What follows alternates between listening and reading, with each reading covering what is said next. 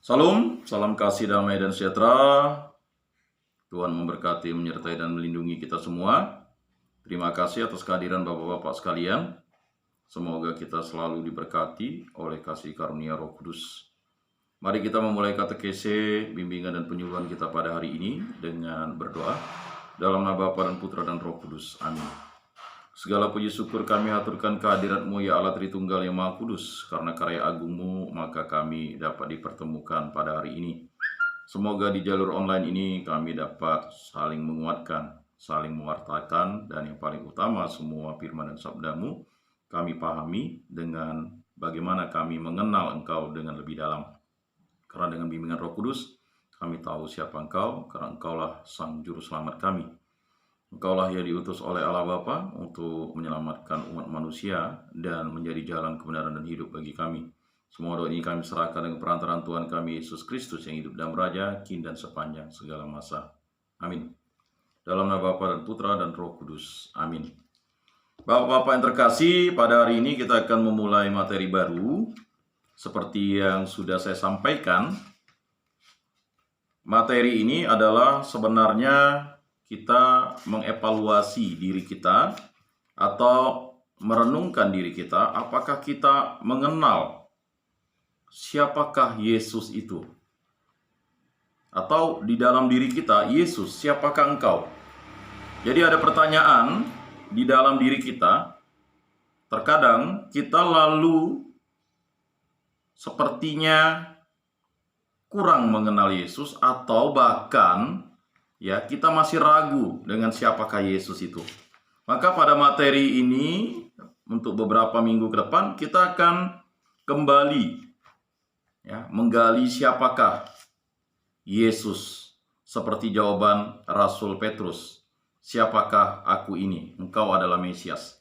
Nah, jawaban tegas, lugas, dan sederhana serta jujur serta tulus ini sering kita tidak mampu untuk menjawabnya kepada orang-orang yang mungkin sedang mencari siapakah Yesus itu. Jadi Bapak-bapak yang terkasih, pada beberapa minggu ke depan kita akan benar-benar memahami secara sederhana atau secara mudah, Yesus siapakah engkau? Nah, itu adalah materi kita. Nah, Bapak-bapak yang terkasih, nanti kita akan dibagi untuk beberapa tahap. Yang tahap ini ada 2 tahap. Tahap pertama itu adalah peristiwa Yesus. Nah, pada hari ini kita akan memahami peristiwa Yesus, supaya kita dapat selalu mewartakan firman dan sabda Tuhan Yesus Kristus dimanapun kita berada, dengan mantap, tegas, lugas, dan dengan iman yang benar-benar mencintai Tuhan dengan segenap hati, segenap jiwa, segenap akal budi, dan segenap kekuatan kita. Dan mencintai sesama manusia seperti diri sendiri. Jangan-jangan selama ini kita hanya mau dekat dengan Yesus karena ada maunya. Mau dekat dengan Yesus karena permintaan kita dikabulkan. Mau dekat dengan Yesus karena kita mungkin dipenuhi keinginan-keinginan kita. Padahal Yesus itu adalah Tuhan dan Juru Selamat.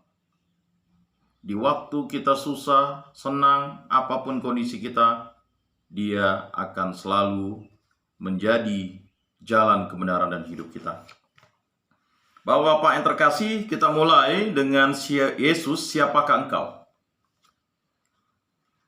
Bapak-bapak yang terkasih, dalam Yesus Kristus di abad ini, di tahun 2022 ini, kita pahami banyak orang mengimani Yesus karena ada peristiwa yang melatar belakanginya.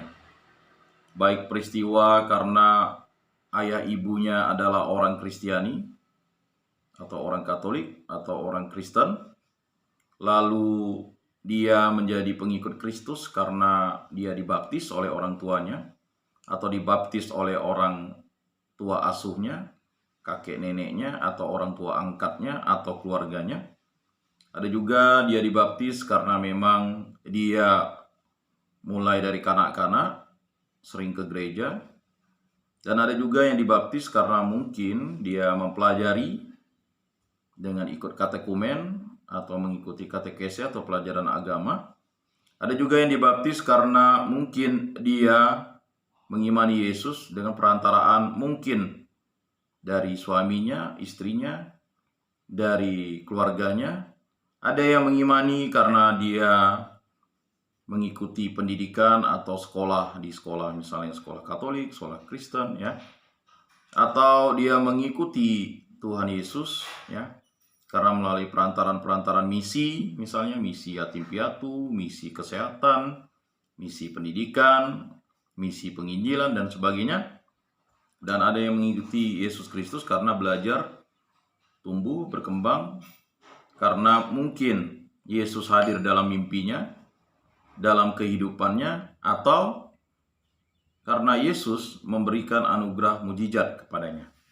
Nah, Bapak Ibu, Bapak-bapak yang terkasih, ya, kita semua umat Katolik atau umat Kristiani diajak untuk mendalami kembali kekayaan iman kita berupa kitab suci dan ajaran gereja. Jadi kita dapat memahami Yesus Kristus itu dalam kitab suci dan ajaran gereja. Sebagai umat beriman, sudah sepatutnya kita tahu dengan baik siapakah yang kita imani. Jadi kalau bapak-bapak tidak memahami siapa yang diimani, ya bagaimana bapak-bapak itu akan menjadi percaya? Karena memang mengimani Yesus Kristus itu harus dengan cinta, dengan percaya, dengan keyakinan, dengan kejujuran, dengan ketulusan. Jadi mengimani Yesus Kristus itu ya harus benar-benar memahami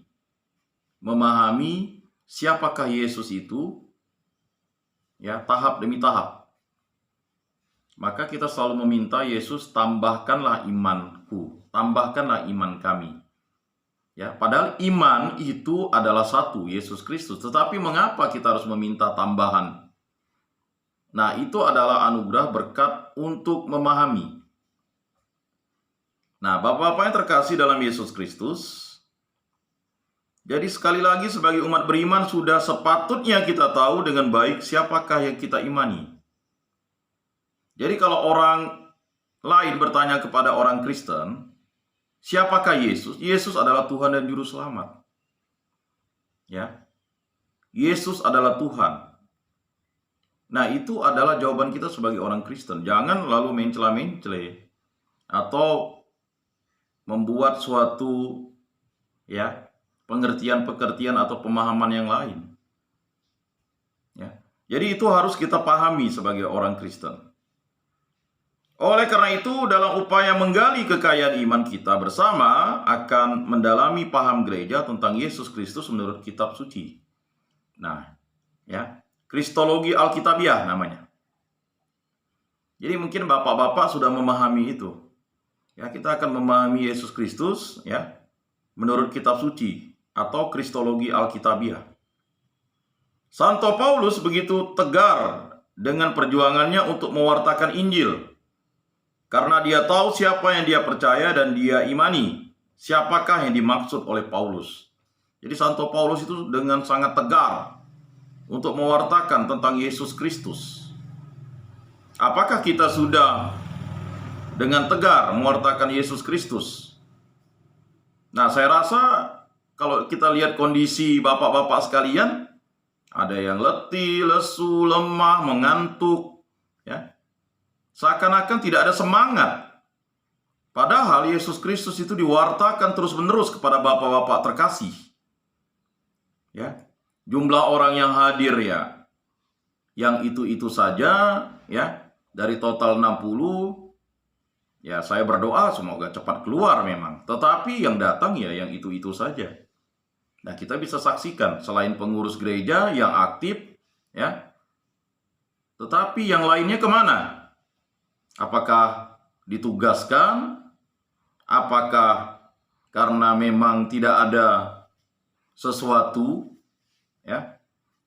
Jadi kalau kita sebagai umat Kristen, modelnya seperti ini, suam-suam kuku, kita siap dimuntahkan.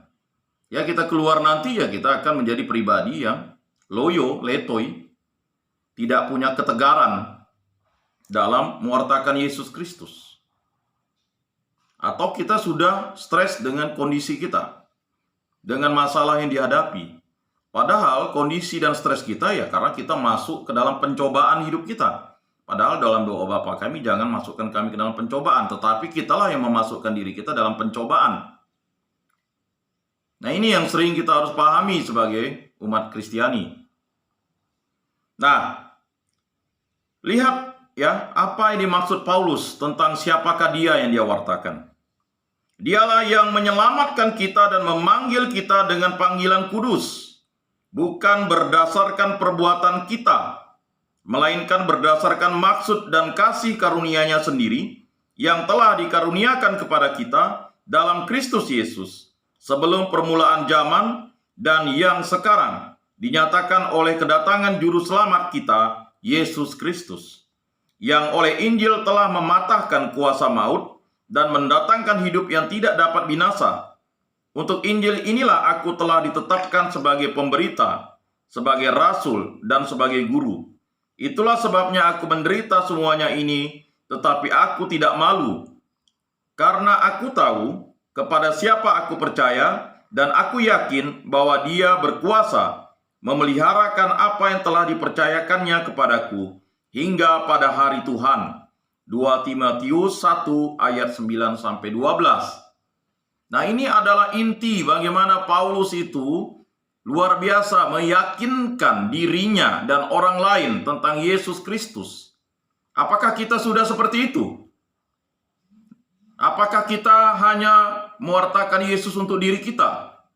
Apakah kita mewartakan Yesus hanya untuk kepentingan diri kita atau keluarga kita? Jika seperti itu, kita masih hidup dalam iman yang biasa-biasa saja. Padahal menurut Santo Paulus, hal semacam itu ya sesuatu yang tidak berkembang dalam proses imani kita. Sekian tahun kita berada di rumah retret ini, apakah kita memiliki perkembangan? Apakah kita cukup memberikan pewartaan kepada orang lain?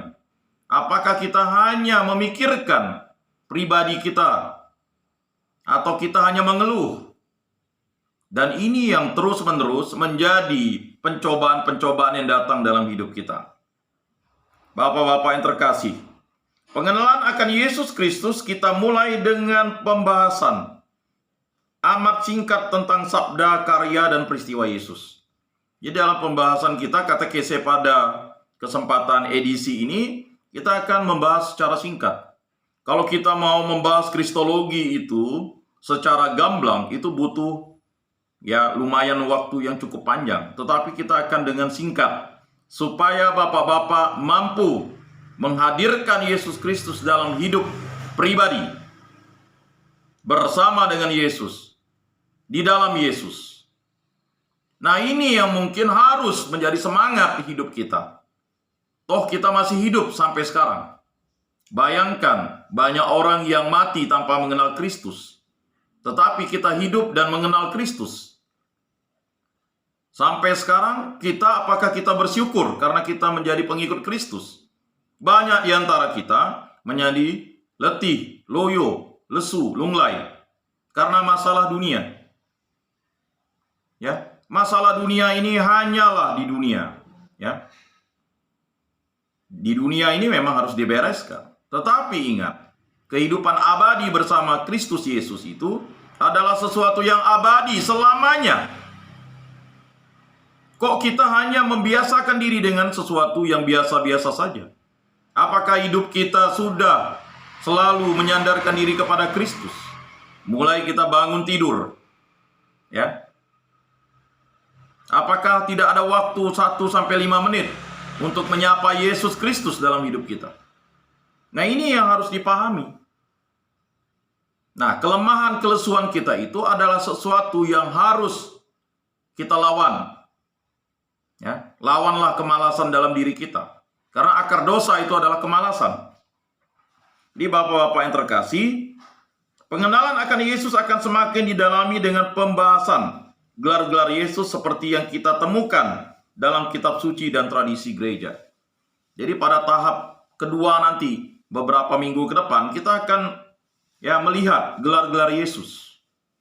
Karena banyak di antara kita kalang kabut untuk mewartakan firman dan sabda Tuhan karena pertanyaan-pertanyaan yang sebenarnya kita bisa jawab di dalam kitab suci.